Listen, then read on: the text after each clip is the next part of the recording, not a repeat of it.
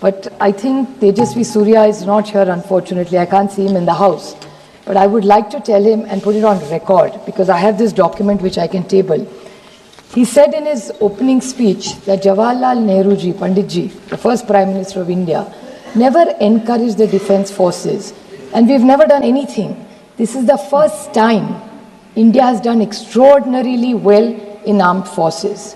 He has not only insulted thousands and lakhs of Indian force and armies and their families who have stood so that you and I can be safe. I object to the statement that he has made. And I would like to read out what he said in his speech was, oh, Indo-Pak war, what the first war was a failure. That उसके लिए failure होगा. जो इतिहास हमें पढ़ाने बोल रहे थे ना, खुद पढ़ो ये सर, नहीं होगा तो ये बता देती हूँ मैं. Indo-Pak war, the first time we won. Operation Polo 1948, Hyderabad into Indian Union, September 1948, is a success of the Indian Army.